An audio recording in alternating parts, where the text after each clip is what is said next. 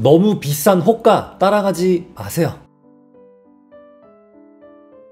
요즘 매물이 많지 않습니다. 왜냐? 이런 각종 규제가 나오게 되면은 사람들이 몸을 움츠려요. 좀 더 기다려보자, 이런 심리로 좀 이따 팔래, 좀 이따 살래, 이렇게 되는 경우가 많은데요. 그런데 가끔 있는 매물들을 보면 터무니없이 비싼 경우들이 있어요. 최근 실거래가 대비 막 몇 억이 더 비싸, 이런 거 사면 안 됩니다. 가끔씩 매물이 이거밖에 없으니까 이거라도 사야지 해서 덜컥 계약하시는 분들이 있는데요. 조심해야 됩니다. 최근 실거래가 대비 너무 비싼 매물밖에 없다면 어떻게 해야 돼요? 첫 번째, 다른 부동산에 가서 매물을 찾아본다. 너무나 당연하죠. 어떤 분들은 여기 부동산 갔으니까 바로 옆에 있는 부동산 가기에는 조금 그런데? 눈치 보이는데? 이러고 안 가시는 분들이 있는데, 모든 부동산은 서로 경쟁 상대예요. 협력도 하긴 하지만 어쨌든 경쟁 관계이기도 하고요. 그래서 생각보다 공유가 안 되는 매물들이 많습니다. 나만 가지고 있다가 중개를 성공시키면 중개 수수료를 양쪽에서 다 받으려는 분들이 많아요. 그래서 그 아파트 상가에 부동산이 10개가 있으면 최소 5개는 들어가 보셔야 됩니다. 인생에서 가장 큰 돈을 쓰는데 눈치 볼 게 뭐가 있습니까?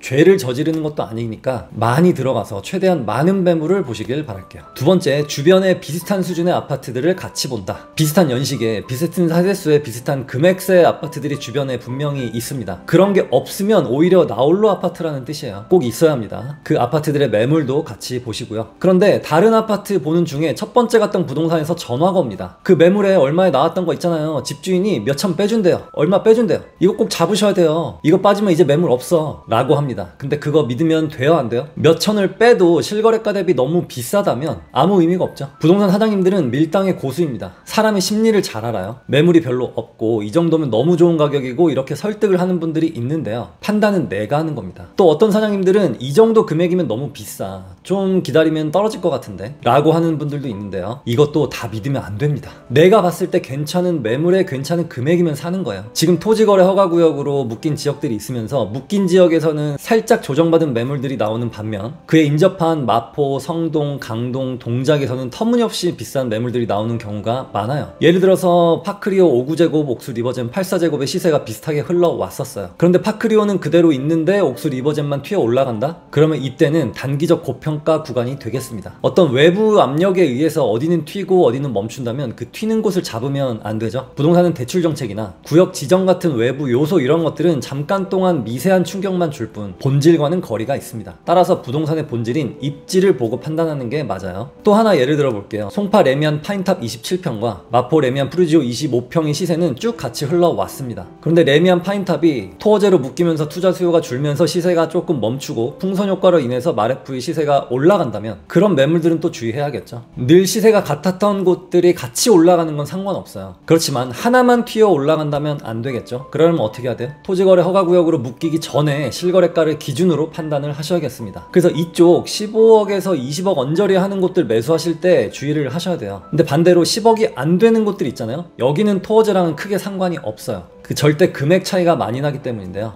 이런 곳들은 반등을 못한 곳들도 많고 실거주 수요나 투자 수요 모두 부담스러운 금액대가 아니기 때문에 오히려 이런 곳들은 지금처럼 시장이 출렁일 때가 투자의 기회라고 봅니다. 아니 8, 9억대가 시세가 부담스럽지 않다니, 이런 말씀을 하실 수 있는데 현재 서울 아파트 8사제곱 평균 시세가 14억입니다. 5구제곱은 12억 정도예요. 이걸 기준으로 말씀드리는 거기 때문에 오해 없으시길 바라고요. 이전 영상에서 말씀드렸던 갭 3억에서 5억 정도 되는 아파트들 있죠. 여기는 이제야 정고점을 근접했거나 또는 정고점을 아직 회복하지 못한 곳들이 대부분입니다. 이 정도 시세의 아파트들은 호가도 그렇게 막 비싸지 않아요. 가끔씩 마포나 성동 쪽을 가보면 호가가 실거래가 대비 막 1억씩 비싼 배짱 매물들이 수두룩한데요. 10억 언저리 그리고 10억 이하의 아파트들의 호가는 아직 괜찮습니다. 지금 뉴스에서 상승세가 멈췄다라고 나오는데요. 현장에 가보면 생각보다 좀 비싸요. 네이버에 있는 매물보다 비싼 경우가 많고요. 좀 괜찮은 매물은 다른 사람이 이미 계약해버리고 없습니다. 이 매도자 우위 시장이 언제까지 갈지 모르고 상승 분위기가 언제 어디까지 갈지는 예측하기는 어려워요. 하지만 제가 자주 말씀드리는 곳들 있죠. 그런 곳들은 중간중간에 조정장이 올 수 있지만 장기적으로 보면 물가만큼은 최소 오른다는 점 기억하시고요. 요즘 시장 분위기를 말씀드렸는데요. 원래 부동산은 식었다가 뜨거웠다가 식었다가 뜨거웠다가를 반복합니다. 그렇지만 그 분위기 하나하나에 반응하는 사람이 아닌 부동산의 본질을 보고 접근하는 여러분이 되시기를 바랍니다. 너무 비싼 호가 따라가지 마세요. 오늘은 여기까지. 감사합니다.